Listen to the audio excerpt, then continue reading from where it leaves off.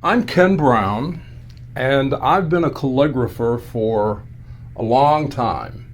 I became a pro, full-time pro, in September of 1972. And I had a few years prior to that, kind of learning the ins and outs of it. I'm totally self-taught. I have no natural talent whatsoever. I couldn't draw a stick man. I went through elementary school, junior high, and high school without the benefit of any art instruction. Didn't even have a hint of calligraphy, had never heard the word. But I think about this a lot, and I go back to the third grade. Our teacher was named Virginia Baines, a little old maid school teacher. And average teacher, average class, nothing special stood out. I remember it very well. Entered that class in the fall of 1949. And Christmas vacation came, and in those days, we normally got 2 weeks of vacation. 2 full weeks, sometimes depending on where January 1st fell. It could be even maybe 15 or 16 days. Well, Miss Baines had the nerve and the gall to give us a thick tablet of script. We were going to learn cursive. We had not been introduced to it in the second grade, but in the third grade, we were going to learn cursive. She sent us home on Christmas vacation with that tablet and made it very clear that it had to be filled out completely when we came back on January 2nd or 3rd. Well, I thought that was the meanest thing I'd ever heard of. I hated the idea. Christmas is vacation.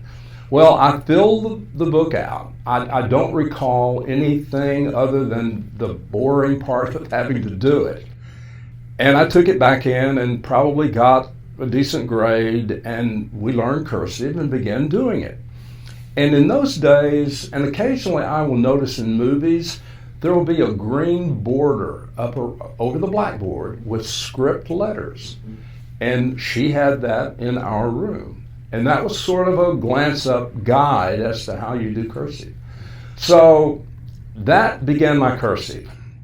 I don't have any other outstanding memories of learning or loving to do it. I did it like everyone else. Fast forward to the 6th grade. My parents, we were in southeast Oklahoma, a little town called Hugo. My parents hired a shade tree architect to draw house plans. And when the guy came back with the plans and spread them out on the table, I was mesmerized. The printing was perfect. Now, there was no cursive. I don't remember any cursive at all.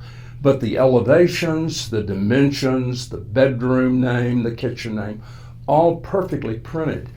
And that resonated with me like I can't even begin to tell you. I didn't even notice where my bedroom was or the size of it. I was so fascinated by the lettering. So that memory stands out. And then all through high school, junior high and high school, I had nothing to do with the student annual, nothing to do with the yearbook, nothing to do with posters or anything. I was just a student. So in the fall of 1959, I enrolled at Oklahoma State University. Spent 3 semesters kind of floundering. I enrolled in engineering, didn't really have any interest or direction. I just thought that would be a good thing to do. So I took all the preliminary courses. The 4th semester, I roomed, a classmate from high school and I rented a room in a house off campus. He had been in architectural design for, I guess, probably 3 semesters prior.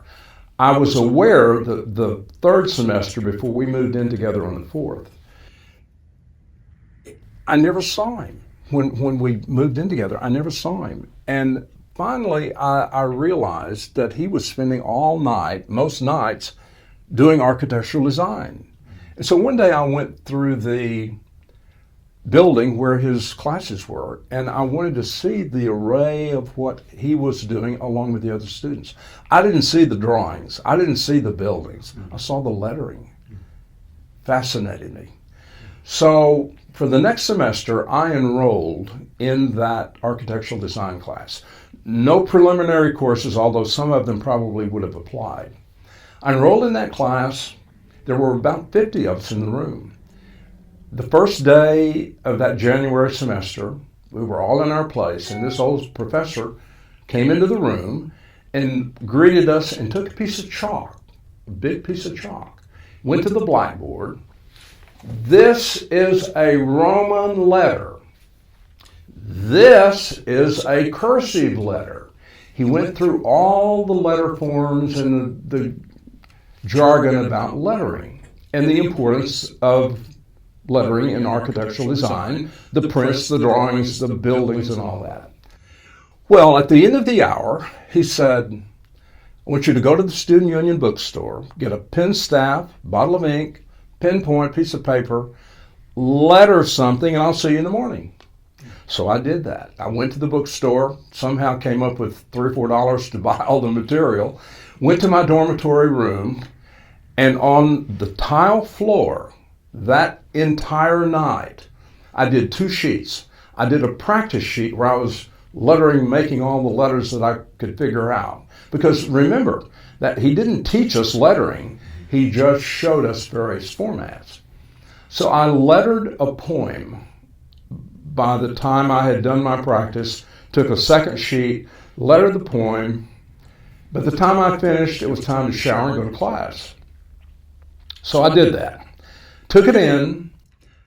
There had already been a number of students that had come into the class ahead of me, and the old professor and a couple of student teachers were tacking these big sheets, about so big, on the wall for everyone to see.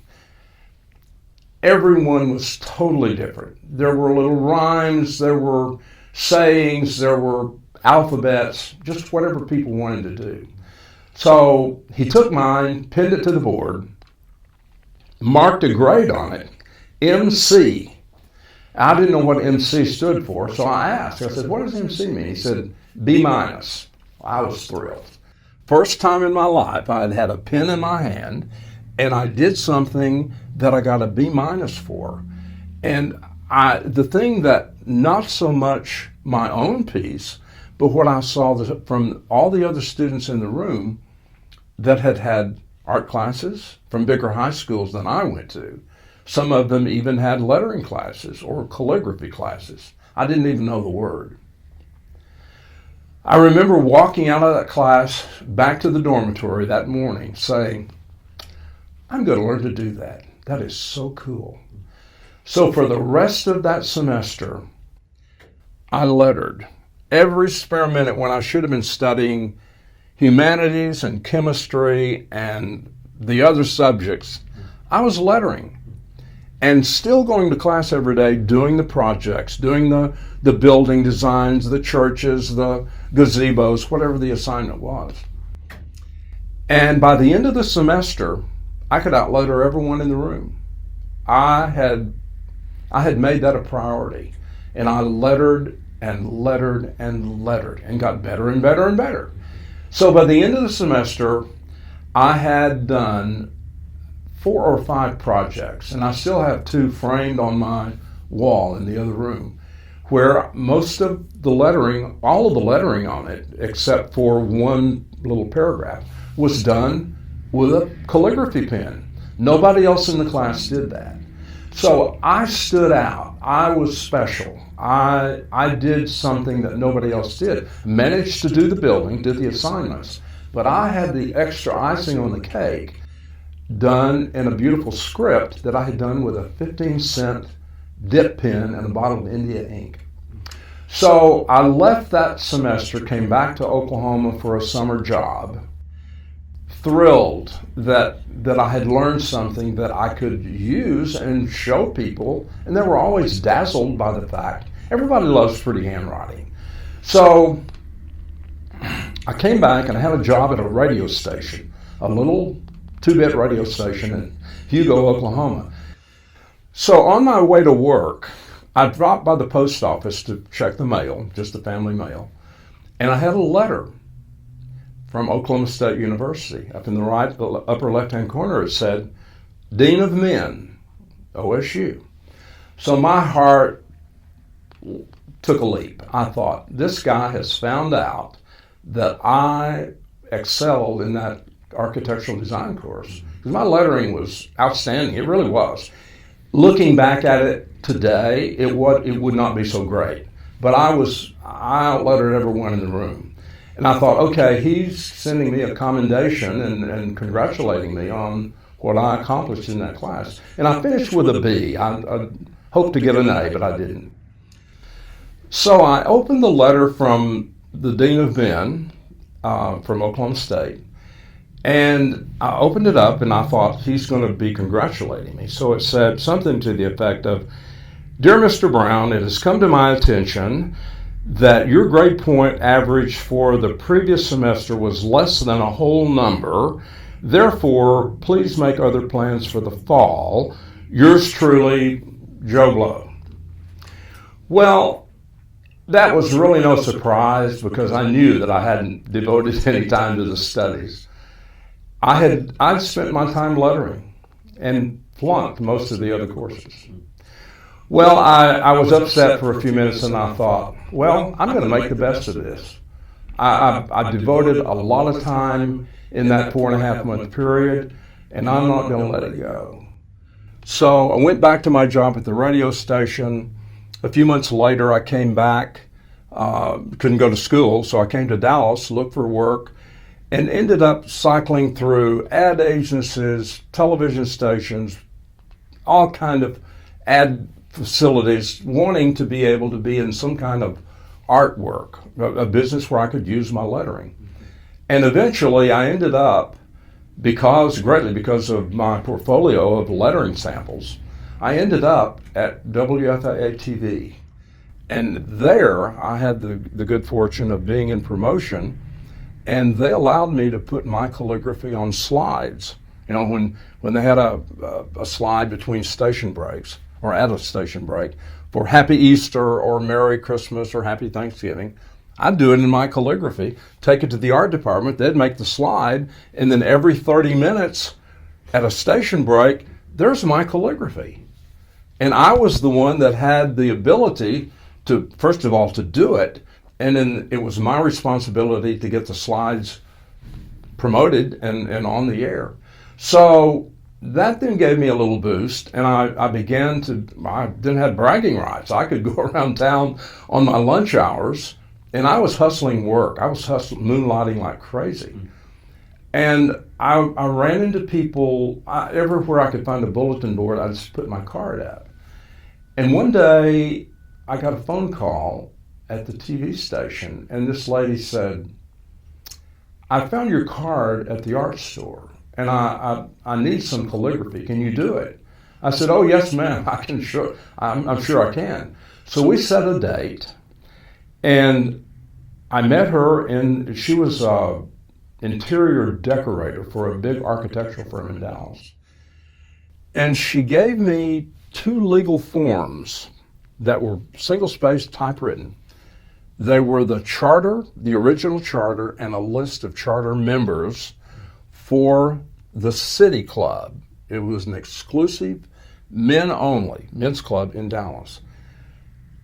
The club was chartered in 1941. This was 1968, 27 years later. And they wanted it done in calligraphy. It had been in a file cabinet for all those years. So she found my card and she put it together. Well, I've got this charter and list of names. Maybe we get this in calligraphy. Well, coincidentally, they were building a new building in downtown Dallas called One Main Place. Not a tall building, but at that time, a substantial addition to the skyline. So she told me that the City Club would be on the top floor, and they had the scenic view of all around Dallas. And on that floor, they wanted to display, the City Club wanted to display the original charter, and the list of charter members. So she said, can you do this? Can you letter all that information on 2 big sheets of parchment? And I said, oh, yes, ma'am, I certainly can. I'd be glad to. So we settled on a price. And I look back and it's it's funny to think what I charged her. I agreed to do these 2 sheets of parchment. They were about this wide and taller than I can reach. I quoted her $135 per sheet. Well, she said, that's fine. I'd be glad for you to do it. So I took the information. She gave me copies of them.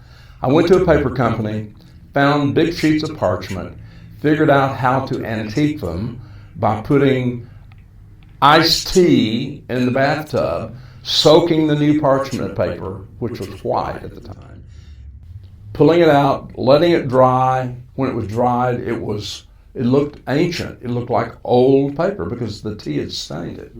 I lettered those 2 documents, delivered them to her, got my check for $270, and I felt like I was on top of the world. It was the first major job that I had gotten. So after 3 years in television, first in promotion, then in production, I had the opportunity to slip my calligraphy into television many, many times. And again, I had the ability to, when I would call on companies, to say, you can see my work on Channel 8. So after almost 4 years of that activity, I left. The tail began to wag the dog. I was moonlighting. I was not sleeping. I had a great job in the daytime, and I had a better job at home at night. So I left my job and regular paychecks in September of 1972. So since that time, I have been a full-time calligrapher. And the story goes a lot of different directions. From that point, we then began, Gail and I began to do artwork. We had started about midway during the TV time. I didn't know at the time I married her, she had a lot of art ability. I had 0. So as I began to do calligraphy and make little sayings and little quotes and had them printed on parchment paper, I took one to a craft store, and I actually showed, the first thing he saw was the big original that I showed you on the wall, a thing called Desiderata.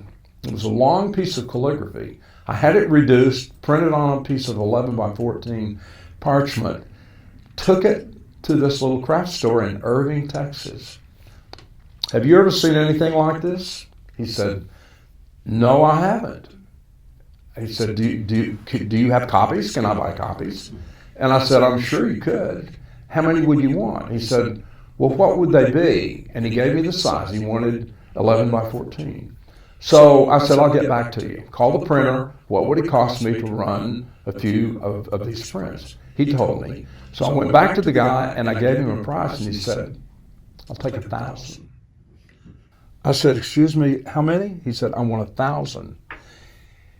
He bought the 1,000. I went to the printer, printed them, delivered the 1,000. Meanwhile, in that week when the prints were being printed, Gail and I hatched up another one. She did a little kitchen stove, and I did the kitchen prayer. We put the 2 together, and I took a copy to this craft store. He said, how much are they? And I gave him a price, same price. He said, I'll take 1,000. So in the month of April of 1970, that little craft store in Irving, Texas bought 8,000 prints. As quickly as he would buy one, I would run home. Gail and I would talk. She would do the artwork. I'd do the lettering. We had her artwork either put to the side or screened behind. And at the end of April of 1970, this was only a year into my, about a year and a half into my TV, we began selling prints all over the country. And the way that happened was amazing. We were selling only locally to that one guy, and we were selling them so cheaply to him that he was wholesaling them to distributors. He was getting them cheaply enough. He couldn't sell 1,000 in his little store. So he had a distributor that he then would sell the bulk of those prints to cheaply enough that wholesaler then could resell them to dealers. So I had instant distribution, totally unplanned.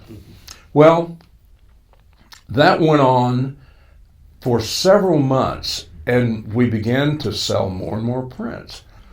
So one day, Gail joined me for lunch at the TV station. I decided I would take a little bit of a longer lunch to have us both go to a big arts and crafts show at Market Hall in Dallas. So we met there, we went into the building, and there were acres of crafty people who made things to sell, dealers who were selling crafty things, paints, brushes, boards, canvases, everything imaginable. So we walked down this first aisle and stopped at a little booth where a woman had wooden purse boxes. They were, you may have seen them, just a rectangular box with a lid that would open, that would be hinged.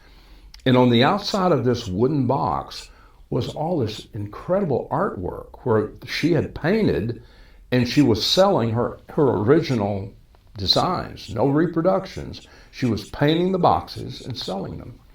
So we stopped and had a few moments to talk, and she said, "What do you do?"